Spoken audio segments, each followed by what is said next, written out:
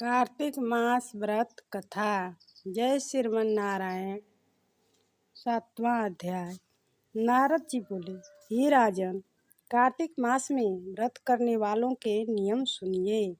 यह मैं आपको संक्षेप में बतलाता हूँ। जो मनुष्य कार्तिक मास का व्रत करता हो वह सब तरह के आमिष, मांस, उड़द, राई, खटाई तथा मादक वस्तुओं का प्रयोग न करें। यह व्रत करने वाला दूसरे का अन्न ग्रहण करे, किसी से द्वेष न करे तथा तीर्थ के अतिरिक्त अन्य कोई यात्रा न करें। देवता, वेद, ब्राह्मण, गौ, व्रती, नारी, राजा तथा गुरुजनों की निंदा न करें। यह व्रत करने वाला दाल, तिल, पकवान व क्रय किया हुआ भोजन ग्रहण न करें। चुगली, निंदा न करें। किसी भी जीव का मांस छूना, पान में चूना, नींबू, मसूर, बासी तथा जूठे अन्न का प्रयोग न करें। बकरी, गाय तथा भैंस के अतिरिक्त अन्य किसी पशु का दूध कभी भी प्रयोग में न लाएं। तांबे के बर्तन में रखा हुआ पंचगव्य, बहुत छोटे घड़े का पानी एवं केवल अपने लिए ही पका हुआ अन्न प्रयोग करें। कार्तिक मास के व्रती सदा ब्रह्मचर्य से रहें, पृथ्वी पर सोवें और दिन के चौथे पहर में केवल एक बार पत्तल में भोजन करें। वह केवल नरक चतुर्दशी को ही तेल लगा सकते हैं, अन्य तिथियों में बिल्कुल नहीं। कार्तिक मास को व्रती मनुष्य सिंघाड़ा, प्याज, मट्ठा, गाजर, मूली इन सब वस्तुओं को बिल्कुल प्रयोग में न लाएं। लौकी, मट्ठा, काशी फल, तरबूज इन सब वस्तुओं का कार्तिक मास का व्रती बिल्कुल सेवन न करें। मासिक धर्म वाली स्त्री से चंडाल, पापी, ब्राह्मण, द्रोही और नास्तिकों से बिल्कुल बातचीत न करें। भगवान विष्णु को प्रसन्न करने के लिए अपनी शक्ति के अनुसार चंद्रायण आदि का व्रत करें और उपयुक्त नियमों का पालन करें। कार्तिक का व्रत करने वाला मनुष्य प्रतिपदा को कुम्हड़ा भी न खावें, द्वितीया को कटहल, तृतीया को तरुणी स्त्री, चतुर्थी को मूली, पंचमी को बेल, षष्ठी को तरबूज, सप्तमी को आंवला, अष्टमी को नारियल, नवमी को मूली, दशमी को लौकी, एकादशी को परवल, द्वादशी को बेर, त्रयोदशी को मट्ठा, चतुर्दशी को गाजर तथा पूर्णिमा को शाक यह वस्तुएं प्रयोग में न करें। आंवला का प्रयोग रविवार को भी न करें। व्रती यदि इन शाकों में कोई शाक सेवन करना चाहे तो पहले ब्राह्मण को देकर खाएं। यही विधान माघ मास के व्रत के लिए भी है। देवोत्थानी एकादशी में पूर्वोक्त विधि के अनुसार नृत्य, जागरण, गायन, वादन आदि करें।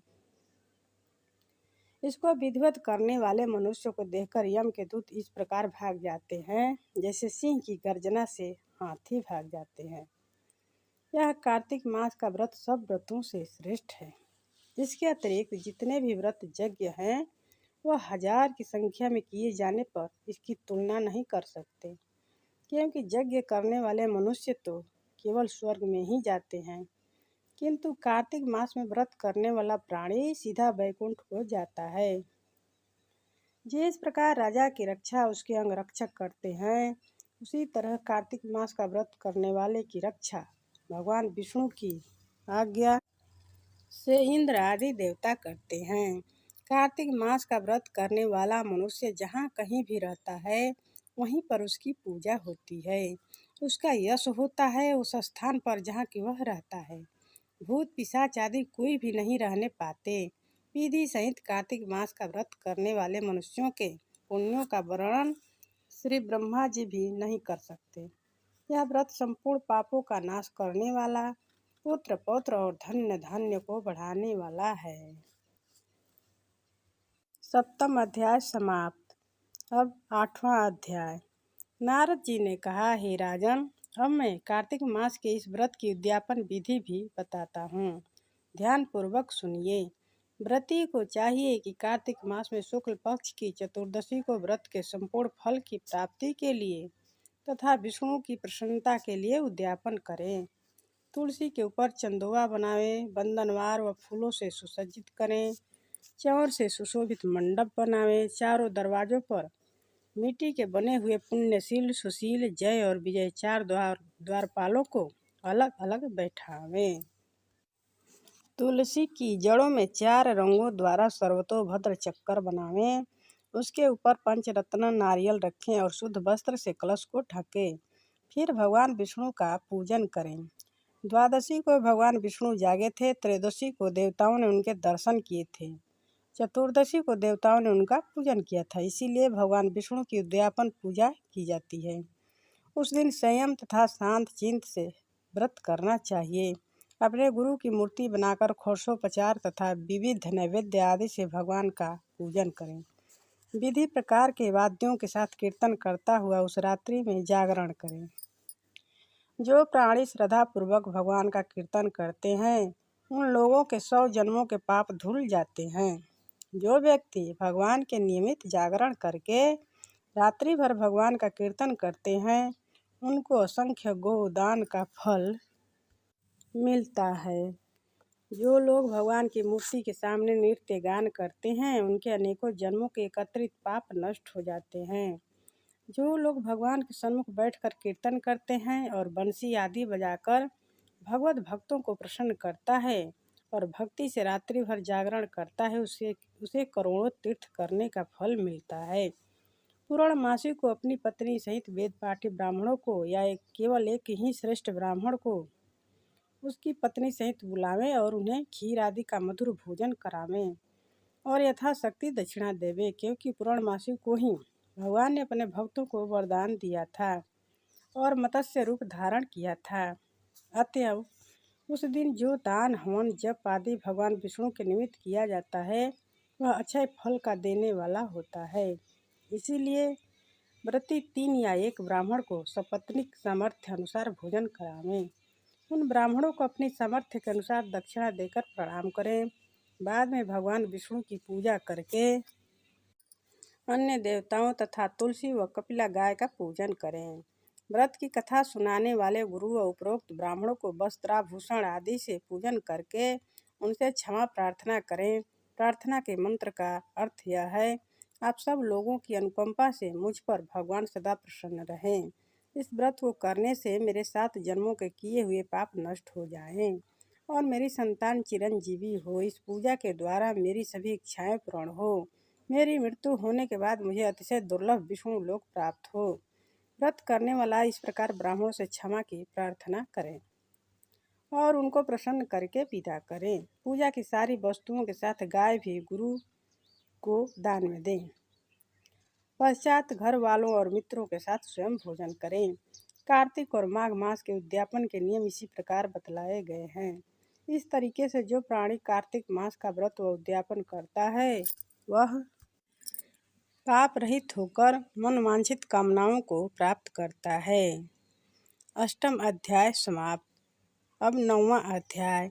राजा पृथु बोले, हे श्रेष्ठ मुनि नारद जी, आपने कार्तिक मास के व्रत में जो तुलसी की जड़ में भगवान विष्णु का निवास बताकर उस स्थान की मिट्टी का पूजन करना बतलाया है, अतः मैं श्री तुलसी जी के महात्म्य को सुनना चाहता हूँ। तुलसी कहाँ और कैसे उत्पन्न हुई यह बताने की कृपा करें। नारद जी ने कहा, राजन, आप सावधान होकर तुलसी जी की महत्ता तथा उनके जन्म का प्राचीन इतिहास सुनिए। एक समय जब देवगुरु बृहस्पति और देवराज इंद्र कैलाश पर्वत पर शंकर जी का दर्शन करने गए तो भगवान शंकर ने अपनी भक्त की परीक्षा ली। उन जटाधारी दिगंबर ने उनके मार्ग में अवरोध डाला। यद्यपि वह तेजस्वी, शांत, लंबी भुजा और चौड़ी छाती वाले गौर वर्ण अपने विशाल नेत्रों से युक्त तथा सिर पर जटाधारे वैसे ही बैठे थे, तथापि उन भगवान शंकर को न पहचानकर इंद्र ने उनका नाम, धाम आदि परिचय पूछा और कहा, शंकर जी अपने स्थान पर हैं या कहीं गए हैं। इस पर उस तपस्वी ने कुछ न कहा, परंतु त्रिलोकीनाथ के ऐश्वर्य से गर्वित होकर इंद्र कब चुप रहते। उन्होंने क्रोध कर तपस्वी से घुड़क कर कहा, अरे, मैं पूछता हूँ, तू उत्तर क्यों नहीं देता? मैं अभी तुझे वज्र मारता हूँ, फिर देखता हूँ कि तुझे दुर्मति की रक्षा कौन करता है। ऐसा क्रोध हो इंद्र ने ज्यों ही उस दिगंबर को मारने के लिए हाथ में वज्र लिया, त्यों भगवान शंकर ने वज्र सहित इंद्र का हाथ स्तंभित कर दिया और विकराल नेत्र कर भगवान शंकर ने उसे देखा। त्यों ऐसा विदित हुआ मानो वह दिगंबर प्रज्वलित हो उठा है और तेज से जला देगा। भुजाएं स्तंभित होने से इंद्र के क्रोध और दुख का अंत न रहा, परंतु ज्यों ही बृहस्पति जी ने उस पुरुष को प्रज्वलित देखा, त्यों ही अपनी बुद्धि से उसको शंकर भगवान जानकर प्रणाम किया और दंडवत कर बहुत सी स्तुति भी की। फिर इंद्र ने भी भगवान शंकर से कहा, हे दीनानाथ, हे महादेव, अपना क्रोध रोक कर इंद्र के अपराध को क्षमा कीजिए। बृहस्पति के यह वचन सुनकर महेश्वर गंभीर वाणी से बोले, मैं अपने नेत्रों से निकाले हुए क्रोध को कैसे रोकूं? तब बृहस्पति ने कहा, भगवान भक्तों पर दया करनी चाहिए। आप अपना भक्त वत्सल नाम सार्थक कीजिए। आप अपने इस तेज को कहीं और स्थापित कर इंद्र का उद्धार कीजिए। तो भगवान शंकर ने गुरु बृहस्पति से कहा, मैं तुम्हारी स्तुति से प्रसन्न हूँ, जो तुमने इंद्र को जीवन दान दिलवाया है।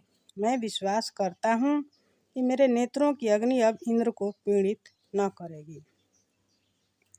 बृहस्पति से ऐसा कहकर भगवान शंकर ने अपने माथे से निकले हुए अग्निमय तेज को अपने हाथ में लेकर क्षीर सागर में डाल दिया।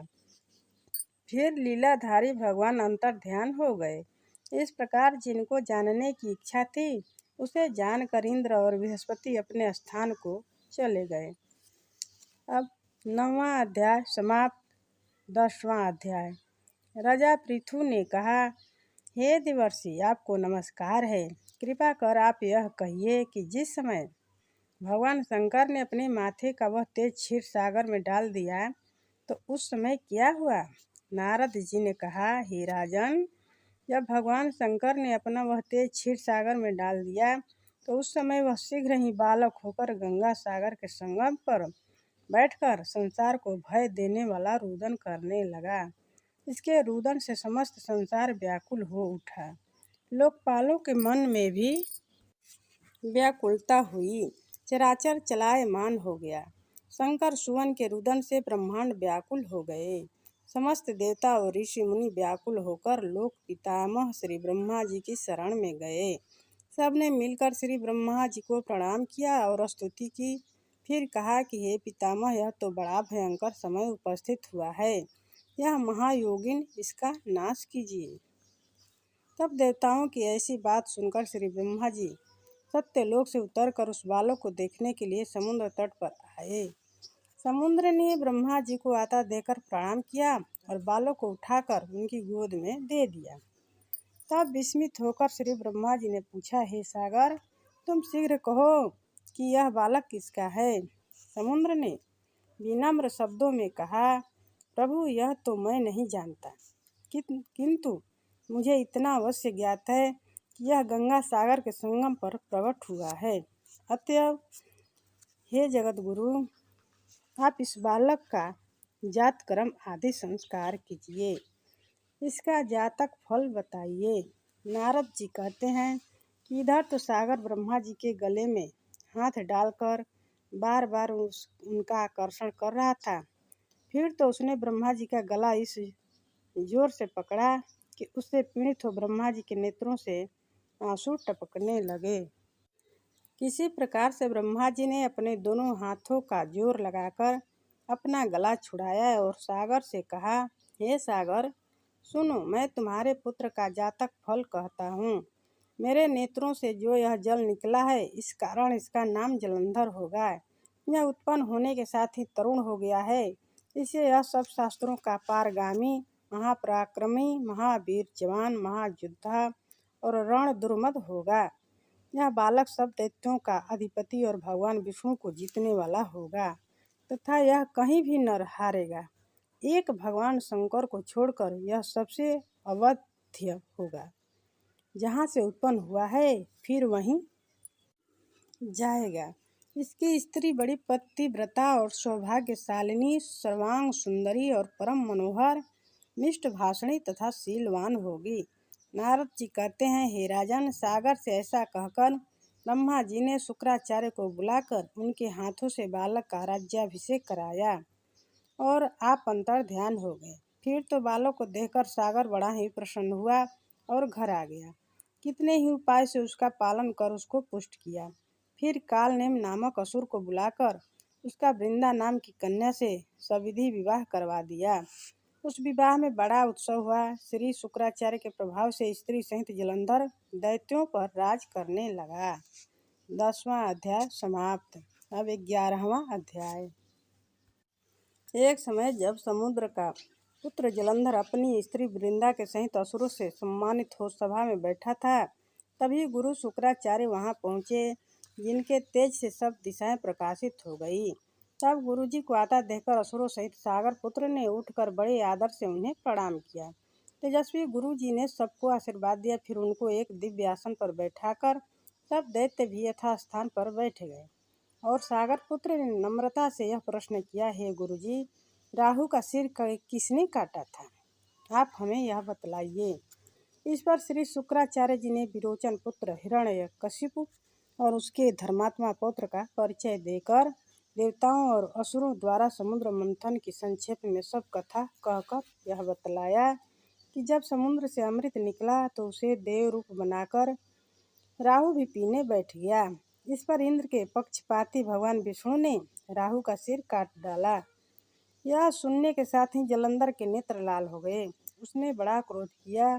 फिर अपने धस्मर नामक दूत को बुलाकर गुरु का कहा हुआ सब वृत्तांत सुनाया और आज्ञा दी कि तुम शीघ्र ही इंद्रपुरी में जाकर इंद्र को मेरी शरण में लावो। धस्मर जलंधर का बड़ा निपुण दूत था। वह शीघ्र ही इंद्र की सुधर्मा नामक सभा में जा पहुंचा और उसने जलंधर के शब्दों में कहा, हे देवताधम, तुमने समुद्र को क्यों मथा और मेरे पिता के सब रत्नों को क्यों ले लिया है? ऐसा करके तुमने अच्छा नहीं किया। यदि तू अपना भला चाहता है तो उन सब रत्नों सहित देवताओं के साथ मेरी शरण में आ, अन्यथा हे सुराधम, मैं सत्य कहता हूँ कि तेरा राज्य ध्वंस कर दूंगा।